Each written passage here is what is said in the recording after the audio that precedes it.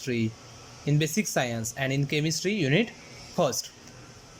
Look, question number 27 is noble gases exist as monoatomic, diatomic, polyatomic and none of these. Okay, बघा, Nobel gases कसे असतात? Nobel gases हे निसर्गात कसे आढळतात? मोनो ॲटॉमिक फॉर्ममध्ये, म्हणजेच helium, neon, अर्गॉन, this gases is non as Nobel gases. आणि हे ॲटॉमिक फॉर्ममध्ये निसर्गात आढळतात. म्हणजे समजा हेलियमचा एक ॲटॉम्स निसर्गात एकटा मिळू शकतो, पण लाईक हायड्रोजन, बघा hydrogen, 2 atoms of hydrogens are combined together and form hydrogen molecule. So there are 2 atoms in hydrogen molecule, therefore this is a diatomic. मग जसा हायड्रोजन डायॲटॉमिक आहे, हायड्रोजनमध्ये 2 ॲटॉम्स आहेत म्हणून डायॲटॉमिक, तसा हेलियम, निऑन, अर्गॉन हे जे नोबेल गॅसेस आहेत ते कसे आहेत? Mono atomic. So correct option A is a mono atomic. Nitrogen molecule is a example of, बघा नायट्रोजन मॉलिक्यूल हे आधी कोव्हॅलंट कंपाऊंडचं एक्झाम्पल आहे. कोव्हॅलंट कंपाऊंड म्हणजेच डेटिव्ह बॉन्ड आणि इलेक्ट्रोव्हॅलंट बॉन्ड हे पहिले डिलीट करून टाकायचे. आता triple covalent bond, double covalent bond कोणाचं एक्झाम्पल असेल तर नायट्रोजन, बघा हा एक नायट्रोजनचा ॲटोम, त्याचा atomic number 7, 2, 5 is a electronic configuration, so they required 3 electrons for complete their octet. So हा नायट्रोजन आहे, त्याचे हे 5 इलेक्ट्रॉन्स, आणि हा दुसरा नायट्रोजन आहे, त्याचे हे 5 इलेक्ट्रॉन्स. आणि काय होईल? यांच्यात शेअरिंग होईल, यांच्यात शेअरिंग होईल आणि यांच्यात शेअरिंग होईल. So there are triple covalent bond is form between 2 nitrogen atoms. So nitrogen atoms is a example of triple covalent bond like this. बघा, next question is a question number 29. Conduction of electricity in metallic bonding is due to presence of, बघा metals, metallic bond is formed, metallic bond, बघा metallic bond is formed due to, बघा metallic bond is formed due to, metallic bond कशामुळे तयार होतो? Metallic bond is formed due to delocalization of electrons. Delocalization of electrons. Electrons freely moving electrons. Electrons कसे असतात? Freely moving. Metals मध्ये असे freely moving electrons असतील. Electrons are freely moving, and the positive and negative charge attraction present between sea of electrons and positively charge kernels हे आपण झालं आहे. So conduction of electricity is due to delocalising of electron, delocalisation of electrons. Next question बघा, metals are good conductors of electricity due to, कशामुळेच असेल? Simple, delocalised electrons. Electrons आहेत मेटल्समधील, ते कसे आहेत? आपले जागा चेंज करणारे असतात. मेटल्समध्ये व्हॅलेन्स इलेक्ट्रॉन्स किती भरपूर असतात. फॉर एक्झाम्पल जर तुम्ही आयर्न बघितलात तर 26, so 2, 8, 14 and 2, this is electronic configuration. Suppose iron loss of 2 electrons, 2 for Fe++, मग त्याच्या व्हॅलेन्स शेलमध्ये जवळजवळ 14 इलेक्ट्रॉन्स राहतील. म्हणजेच काय झालं? भरपूर व्हॅलेन्स इलेक्ट्रॉन्स आणि एक पॉझिटिव्ह चार्ज यांच्यात जे अट्रॅक्शन असेल त्याच्यात तयार होतो तो मेटॅलिक बॉन्ड. आणि या फिरणाऱ्या मुव्हिंग इलेक्ट्रॉन्समुळे metals are good conductors of electricity. Next one बघा, 31 नंबर, मेटल्स आर, का मेटल ॲटॉम्स काय करतो?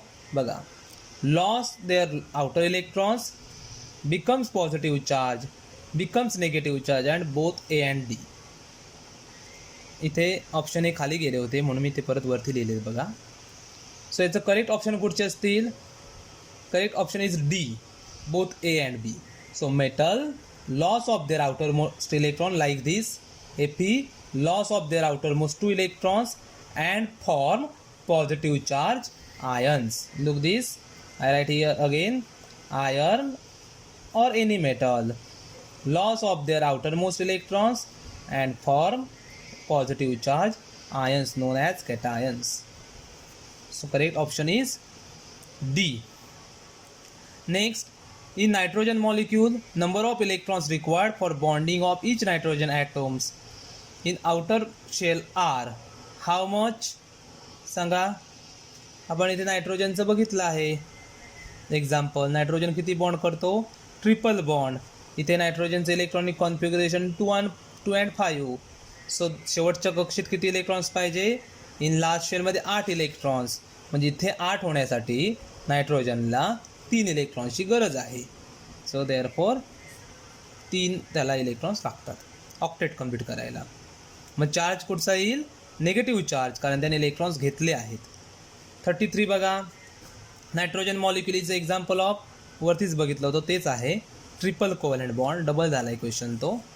नेक्स्ट क्वेश्चन बघा, when molecule is form by chemical bonding then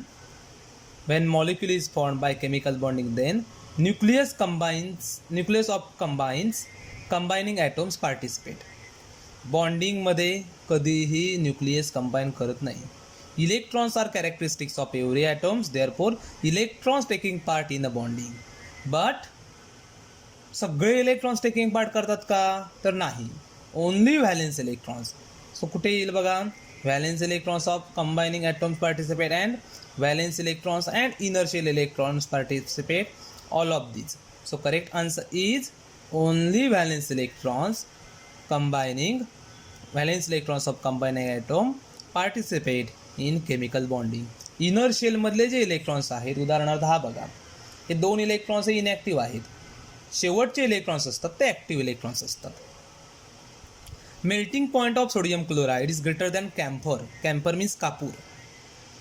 कारण काय कारण असेल बघा, ionic compound shows high melting point and boiling point than covalent compounds. So therefore answer A is correct. Camphor is a ionic compound. Camphor is a electrovalent compounds. Electrovalent म्हणजेच ionic. So camphor हे ionic compound नाही आहे. camphor हे covalent compound आहे. So camphor हे electrovalent नाही आहे, म्हणजेच camphor हे ionic सुद्धा नाही आहे. इथे काय म्हटलं आहे, covalent compound shows high melting point and boiling point. हे चुकीचं आहे. Ionic compound shows high melting point and boiling point than covalent compound. So option A is correct. Next, tendency of atom to acquire 8 electrons in their valence shell is called which rule. हा question मी डिस्क्रिप्शनमध्ये देतो, त्याचे तुम्ही answer बरोबर असेल ते लिहायचं आणि खाली मला कमेंटमध्ये टाकायचं. So question number 36. So ABCD तुम्ही जे करेक्ट आन्सर असेल ते कमेंटमध्ये लिहायचं आहे. Question number 36. Next question number 37. When partial positive end of one molecule is attracted weakly to partial negative end, then force between them is called. बघा हां, काय असेल? आयोनिक बघा, partial positive end of one molecule attract to partial negative end of another molecule. म्हणजे हा molecule मधला bond असेल, हो ना? म्हणजे हा मॉलिक्यूल मधला बॉन्ड म्हणजे मॉलिक्युलर फोर्स, म्हणजे सेकंडरी टाईप केमिकल बॉन्ड. मग नन ऑफ दीज आन्सर तर नाहीच येणार आहे. आयोनिक बॉन्ड हा प्रायमरी टाईप केमिकल बॉन्ड आहे. Electrostatic force and dipole interaction, म्हणजे एकावरती पॉझिटिव्ह चार्ज म्हणजे याच्यावरती पॉझिटिव्ह पोल आणि दुसऱ्यावरती परत पॉझिटिव्ह पोल निगेटिव्ह पोल, म्हणजे यांच्यात जे असेल ते डायपोल इंटरॅक्शन असेल. नेक्स्ट बघा, unit cell is the smaller building unit of कशाचं असेल बघा? Unit cell is a building block of complete crystal lattice. Unit cell is a building block of complete crystal lattice. So option is a crystal lattice. तुम्हाला माहिती आहे arrangement of solid, आपण सॉलिडची arrangement बघितली. Generally solids इथे लिहितो. Generally solids are classified into two types, amorphous and crystalline. आता ॲमॉर्फसमध्ये मॉलिक्युल्सची अरेंजमेंट कशी असते, रँडमली, आणि क्रिस्टलाइनची कशी एखाद्या 3 डायमेन्शनल जॉमेट्रिक पॅटर्नमध्ये असते. मग यांचं परत क्लासिफिकेशन करतो आपण. Ionic solid based on bonding, ionic solid, covalent solid, molecular solid, coordinate solid, अशी परत आपण यांची क्लासिफिकेशन केलं. मग जी क्रिस्टलाइन सॉलिड्स आहेत त्यांच्यातले मॉलिक्युलर अरेंजमेंट कशी असते, 3 डायमेन्शनल डेफिनाईट पॅटर्नमध्ये असते. एका ठराविक पॅटर्नमध्ये यांची मॉलिक्युलर अरेंजमेंट असेल. आणि जर मॉलिक्युलर अरेंजमेंट पॅटर्नमध्ये असेल तर असे जे आपण समजा एखादं घर बांधताना जे आपण विटा वापरतो, विटा, तशीच एक ॲटॉम्सची तयार झालेली एक वीट असेल. म्हणजे जरी वीट मातीची असेल तरी सगळे कसे असेल बघा, कण एका रेग्युलर अरेंज झालेले असतील ना. सिमिलर वे जसे आपण विटांपासून घर बनवतो तसं युनिट सेल म्हणजेच एक वीट संपूर्ण सॉलिड क्रिस्टलची, म्हणजे एका सॉलिडची एक वीट म्हणजे युनिट सेल. मग जर युनिट सेलमध्ये एक वीट असेल तर अशा विटांपासून अख्खं क्रिस्टल लॅटिस म्हणजे अख्खं तुमचं सबस्टन्स तयार होतो आहे. म्हणून त्याला म्हणायचं unit cell is a building block, building unit of crystal lattice. Next one, to form anion non metals काय करतो बघा. Non metals, look right here, metal loss of electron takes place. समजा एक इलेक्ट्रॉन लिहिला तर एक पॉझिटिव्ह चार्ज. आणि non metal काय करतो, नॉन मेटल आपण लिहूया, non metal gain of electron takes place. Non metal an gain of electron takes place. आणि इलेक्ट्रॉन्स घेतल्यामुळे त्याच्यावरती कर्ज झालं, सो आपण लिहिलं N minus. So means gain of electron takes place. So remaining options are incorrect. Molecules which have permanent dipole moment is known as polar molecule किंवा dipolar. Polar नको, dipolar. ज्यांना 2 डायपोल आहेत ना म्हणून डायपोलार. अशा मॉलिक्युल्सला ज्यांना 2 पोल्स आहेत, positive negative, this is non as dipolar molecule. Next one, when 2 identical atoms share electrons pair and exert force on each other, then bond is formed is. बघा 2 identical atoms असतील आणि काय होईल, electrons pair share करतील आणि कुठच्या टाईपचा bond तयार करतील, exact force. So 2 identical atoms, ह्याचं करेक्ट आन्सर बघा कुठचं असेल ते, it's known as ionic bond तरी नसणार. आता 2 आयडेंटिकल ॲटॉम्स म्हटलं आहे, so polar covalent bond. Actually 2 identical atoms असतील तर ओके. सो नेक्स्ट बघा, boiling point of water is higher than boiling point of benzene. So बघा काय होईल, पाण्यामध्ये हायड्रोजन बॉन्ड हा इन्व्हॉल्व असतो. पाणी हे हायड्रोजन बॉन्डिंगचं एक्झाम्पल आहे. आणि जर हायड्रोजन बॉन्डिंग असेल तर काय होतं, बॉन्ड स्ट्रॉंग होतो. म्हणजे बेन्झिनमध्ये हायड्रोजन बॉन्डिंग नसतं, पाण्यामध्ये हायड्रोजन बॉन्डिंग असतो. So in water involve hydrogen bonding, therefore boiling point of water is more than benzene. Next 43 बघा. 43 इलेक्ट्रोव्हॅलंट बॉन्ड, इथे बॉन्ड पाहिजे, BOND. Electrovalent bond is another name of, कुठचं नाव आहे इलेक्ट्रोव्हॅलंट बॉन्डचं सांगा. Another name of electrovalent bond is ionic bond. Next, resulting a loss of electrons.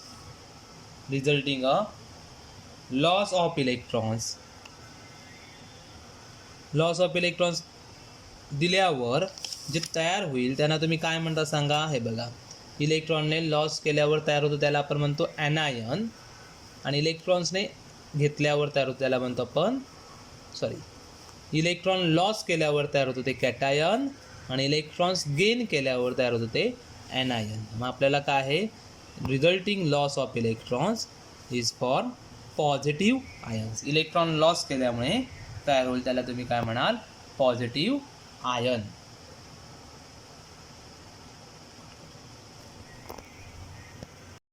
Look, crystal, so here 44 we learn, 46 45 crystal lattice is actually काय आहे बघा, crystal lattice.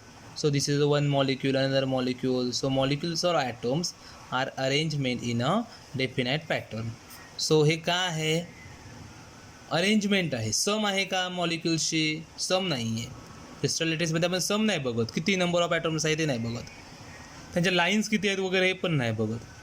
ते कसे आहेत हे आपल्याला बघायचे आहेत. म्हणजे लाईन्स बघतो, ट्रायंगल बघतो, पण ॲक्च्युली काय आहे, दिस इज अरेंजमेंट्स ऑफ पॉईंट्स. म्हणजेच पॉईंट्स म्हणजे जे पण ॲटम्स, मॉलिक्यूल, तुम्ही जे पाहिजे ते घ्या.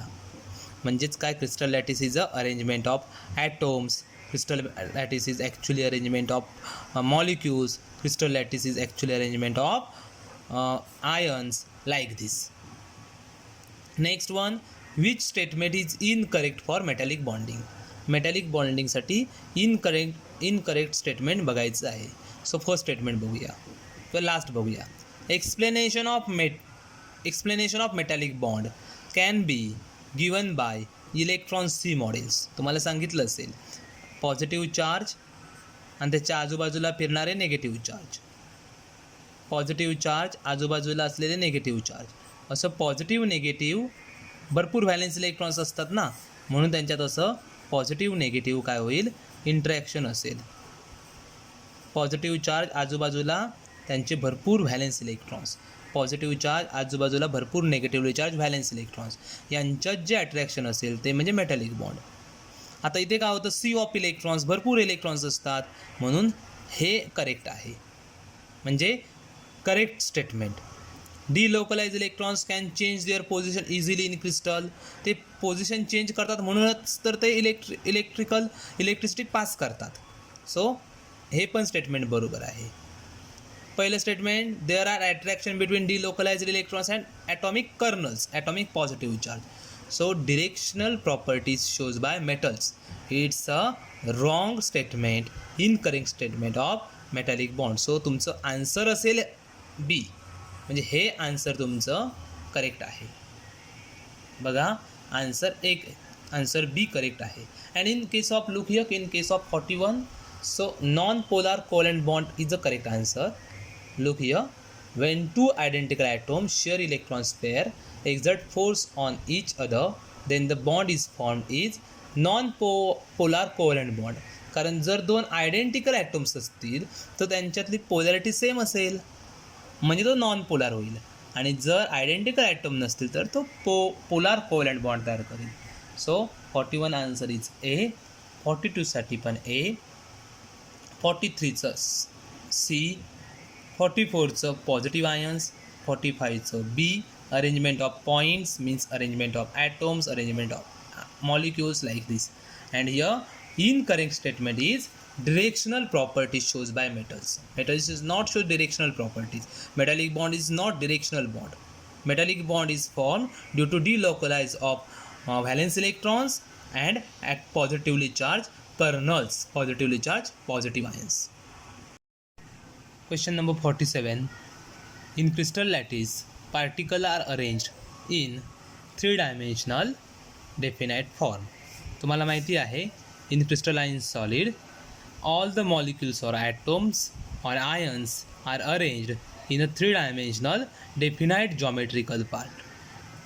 सो अशी अरेंजमेंट होऊन तुमचं संपूर्ण क्रिस्टल तयार झालं असेल त्याला आपण म्हणतो क्रिस्टल लॅटिस. आणि जी युनिट सेल असेल, जी रिपीट एखादा पार्ट काय होईल, रिपीट होऊन, जसं आपण एखादा वीट रिपीट करून भिंत बांधतो, घर बांधतो, सिमिलर वे हे जे आहेत क्रिस्टल लॅटिस ते एका युनिट सेल रिपीट होऊन तयार झालेले असतात. म्हणून crystal lattice particles are arranged in a three dimensions. 48 question number. Which of the following characteristics does not possessed by metals? So you know luster, मेटल्सला चकाकी आहे, तुम्हाला माहिती आहे. डक्टिलिटी, मेटल्सच्या वायर करता येतात. मेटल्सचे टोकून पत्रे तयार करतात, म्हणजेच मॅलिएबिलिटी. These three are properties of metals. And increase in conductance by increase in temperature, this is not property of metals. Next, organic compound shows which types of bonding? Simple आहे. Organic compound shows covalent bond because covalent bond is the characteristics of organic compounds. Organic compounds म्हणजे जी degradable compounds असतात, जी compounds खराब होतात, mostly आपली जी सेंद्रिय compounds म्हणतो ती organic compounds. Question number 50. On which factor conductors of metal is responsible? Number of ॲटॉम्सवरती काय डिपेंड्स नसतं. Conductors atomic kernels means positive charge. Positive चार्जवरती मेटलचं कंडक्टन्स नसतं. आयन्स आहेतच, पण delocalising of electrons due to movement of electrons conductance is observed in metals.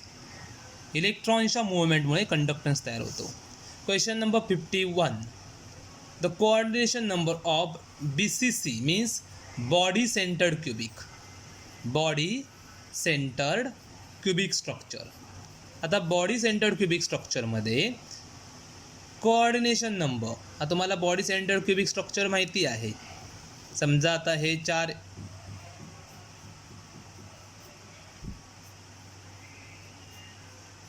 बघा, 8 atoms, 8 corners at 8 atoms present and 1 atoms in the body. या ठोकळ्याच्या मध्ये एक atoms असेल, म्हणजे total number of atoms in BCC are 2 and coordination number म्हणजेच एक atoms, any atoms at each corners or any atoms is coordinate with 8 unit cells. Any atom coordinate with 8 unit cells. So therefore coordination number of BBC is 8. म्हणजे एक ॲटॉम्स हा 8 वेगवेगळ्या unit सेलमध्ये participate केलेला आहे त्याने. पुढचा आहे तो कॅटॅलिस्टवरचा. तुम्हाला माहिती आहे कॅटॅलिस्ट मीन्स विच इन्क्रीज और decrease means alter the rate of chemical reactions. Catalyst तुम्हाला माहिती आहे. कॅटॅलिस्ट म्हणजेच काय बघा, आपला पॉईंट झाला catalyst. Catalyst means what?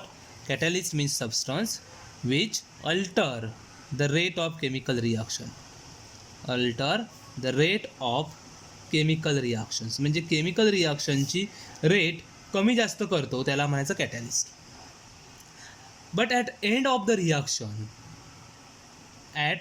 Reaction शेवटी कॅटॅलिस्ट काय करतो, त्या रिॲक्शनमधून बाहेर पडतो.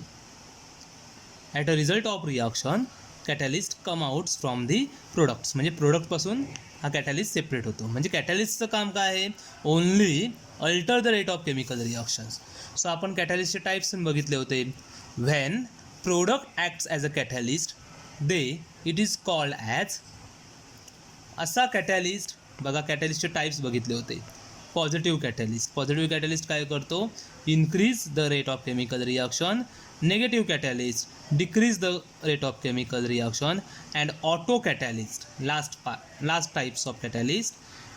Here product acts as a catalyst. प्रोडक्टच कॅटॅलिस्ट म्हणून ॲक्ट होतो, त्याला तुम्ही म्हणणार ऑटो कॅटॅलिस्ट. एक्झाम्पल कुठचे आहेत? लाकूड जळणे, combustion of woods. Another one explosive, decomposition of explosive. These are examples of auto catalyst. 53 question number बघा. The process in which catalyst and reactants are in the same phase to reaction without undergoing any chemical change are called as. कॅटॅलिसिसचे type. किती catalysis type बघितले आपण? Type of catalysis are 2. एक homogeneous कॅटॅलिसिस and दुसरा आहे तो heterogeneous कॅटॅलिसिस. आता हे होमोजिनियस कॅटॅलिसिसमध्ये आपण काय बघितलं होतं? Reactant and catalyst are in same phase म्हणजे liquid gas solid like this. So reactant and catalyst are in the same phase, therefore this example of homogeneous catalyst. The sharp melting point. Next question. The sharp melting point of crystalline solid is due to. कशामुळे sharp melting point असतो? Different arrangement of constituent particles in different direction. हे answer चुकीचं आहे, कारण crystalline सॉलिडचे atom सगळे कसे regular पॅटर्नमध्ये अरेंज झालेले आहेत. Same arrangement of constituent particles in different direction, म्हणजे अरेंजमेंट जरीशी सेम असेल तरी वेगवेगळ्या डिरेक्शनमध्ये असते असं नाही, ते का डेफिनाईट डिरेक्शनमध्ये असते, म्हणून हे पण आन्सर चुकीचं आहे. आता पहिल्या दोघांपैकी काय बघा, B a regular arrangement of constituent particles observed over a long distance in crystal lattice, आणि regular arrangement of constituent particles observed a short distance in crystal lattice. म्हणजे समजा तुमची क्रिस्टल लॅटिस असेल, त्यांची रेग्युलर अरेंजमेंट कशी पाहिजे, तर एका ठराविक पॅटर्नमध्ये कंप्लीट तुमचं क्रिस्टल लॅटिस होईपर्यंत ती रेग्युलर अरेंजमेंट असेल. नेक्स्ट क्वेश्चन बघा, which of the following is an amorphous solid.